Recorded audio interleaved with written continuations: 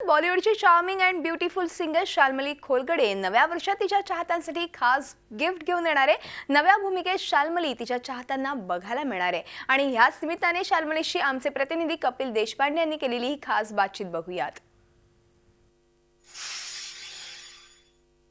Shamelessly पीछे तो पड़ा है, डेफिनेटली डीड बड़ा है, खुद को तो समझे कूल बड़ा है पर फूल बड़ा है। गुस्से में रेड रेड ये फेस पसंद है, बेबी को पेस पसंद है। क्या बात आहे शाल्मली आपल्याबरोबर आहे। 2016 हे वर्ष शाल्मलीसाठी खूपच लाभदायी ठरलं होतं आणि 2017 मध्ये देखील शाल्मली तिच्या चाहत्यांसाठी एक खास सरप्राईज घेऊन येणार आहे। आपण शाल्मलीकडूनच जाणून घेणार आहोत की सरप्राईज काय असणार आहे। शाल्मली झी 24 तासमध्ये खूप खूप स्वागत आहे। खरं तर 2016 हे वर्ष खूपच सुंदर गेलेलं आहे। बेबी को बेस पसंद आहे गाणं अफलातून हिट झालं होतं आणि आता पुन्हा एकदा वेगळं काहीतरी तुझ्या चाहत्यांसाठी घेऊन येणार आहे। तर हे सरप्राईज काय असणार आहे? सरप्राईज हे आहे की 2017 मध्ये मी माझं इंडिपेंडेंट करिअर म्हणजे बॉलिवूडमधली गाणी नाही किंवा मराठी किंवा दुसऱ्या रिजनल सॉंग्स नाही, पण मी स्वतः कंपोज केलेली गाणी मी रिलीज करायला सुरुवात करणार आहे। माझं पहिलं गाणं जसं नाव आहे ए, हे 9 जानेवारीला मी रिलीज करते। बघतो की छोटा पडदा देखील मोठ्या पडद्यानुसार व्यापत चाललेला आहे। छोटा पडदा पण खूप कॅनव्हास त्याचा मोठा होत चालला आहे।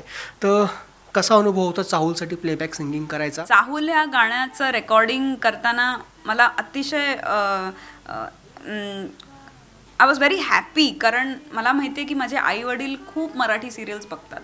तर मी एका मालिकेत गाणं गाते म्हटल्यावरती मला माहिती होतं की आई बाबा घरी बसून ऐकतील माझं गाणं आणि रोज टी व्हीवरती वाजेल। आणि तुम्ही जसं म्हटलं तसं छोटा पडदाही आता अगदी इम्पॉर्टंट झाला आहे। तुम्ही छोट्या पडद्यावरती दिसता किंवा तुमची गाणी येतात छोट्या पडद्यावरती, त्याच्यामुळे तुमच्या करिअरला खूप फायदा होतो। अल्बम जो येणार आहे ए, त्याच्यात तुझे अनेक छटा रसिकांना बघायला मिळणार आहेत। आतापर्यंत शाल्मली गाताना बघितलेली आहे, पण याच्यात तू इन फ्रंट ऑफ कॅमेरा पण येणार आहेस। डिरेक्शनमध्ये पण तू हात आजमावण्याचा प्रयत्न केलेला आहे। हा खूपच वेगळा अनुभव तुझ्यासाठी खऱ्या अर्थाने असणार आहे।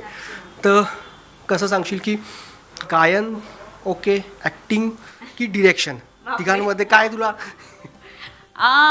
गायन तर माझ्यासाठी नंबर 1 कधीही, म्हणजे तुम्ही कधी मला झोपेतनं उठूनही विचारलं काय आधी, तर मी गायनच म्हणेन।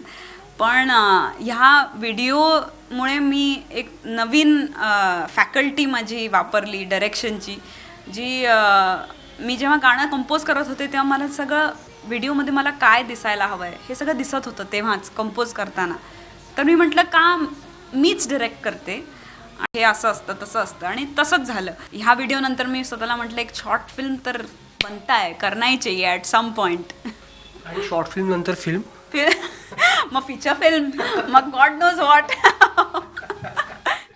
इतना मजा क्यों आ रहा है, तूने हवा बेभाग मिलाया, दुगना नशा क्यों हो रहा है, आंखों से मीठा तूने खिलाया, भलम पिचकारी जो तूने मुझे मारी, तो सीधी सादी छोरी शराबी हो गई। Video journalist Mangesh Kapil Deshpande, Zee Media, Mumbai.